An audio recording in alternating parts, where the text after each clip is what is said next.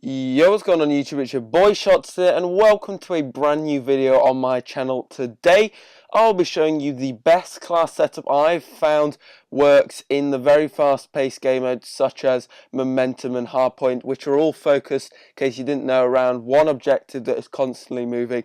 So the entire game is a constantly moving, fast-paced game. Personally, I wouldn't call the class a rushing class just because the perks and attachments aren't quite built for keeping your character or you off the minimap. However, it is a very mobile class indeed, and I reckon it could be used for rushing very easily in game modes such as TDM and Domination, for example. The weapon I'll be using in the class, if you can't tell already from the gameplay, is the ASM1. Specifically in this case, the ASM1 Magnitude, one of my favourite variants I've got so far. Personally, I haven't got the speakeasy, so I can't speak from experience about that.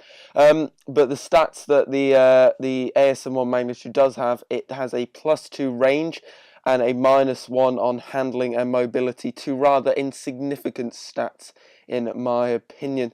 But let's get straight off, and for the attachments we have first the foregrip.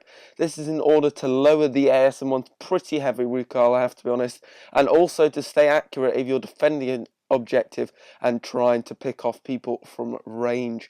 Secondly, we have the extended mags. In my opinion, this is crucial because it means you can spray and pray from the hip so that you can take out enemies and steal the objectives from them without having to worry about losing ammo even.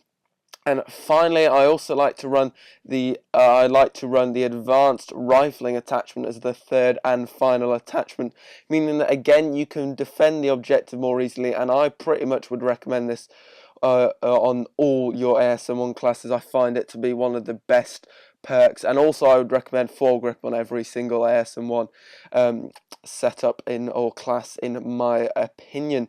In terms of perks, I like to run lightweight so you can get back to the objective and navigate the map just that little bit quicker after you respawn. I believe that the lightweight perk does give you a 7.5% speed boost, and also you will be respawning quite a bit because this setup you will be dying a bit more than you usually will. However, I wouldn't worry about that at all, as I'll be telling you later in the video. In terms of for perk 2, I feel like Blind Eye is very useful and is the one I'm running in this setup.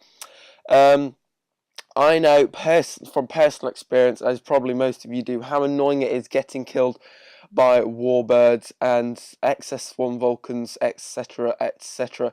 It can be extremely annoying and frustrating, and this attachment or perk, even in case you didn't know, just keeps you invisible from those score streaks. So yeah, it's a very useful attachment. I probably recommend running either that or Cold-Blooded in the perk 2 slot, but personally I don't really think you really need a perk 2, but I don't think any other like point or whatever in this class is more useful than this. That probably sounded wrong, but never mind, you probably won't really understand what I'm going on about. But anyway, in terms of perk 3, I used the perk 3 Greed as one of the wild cards, and courtesy of this I run Toughness and a Blast Suppressor. In my opinion, the best two perks in the perk 3 slot, and possibly the best two perks in the game, because you don't really want to be boosting into a load of enemies who are holding the objective and missing just because you're flinching a lot, and them killing you quicker simply because they can see your pulses coming up on the minimap, and they can see you boosting towards the objective. I do actually like to run an EXO ability on this class. I feel the only option is the EXO overclock on pretty much every class in my opinion. However, sometimes the EXO cloak can be useful.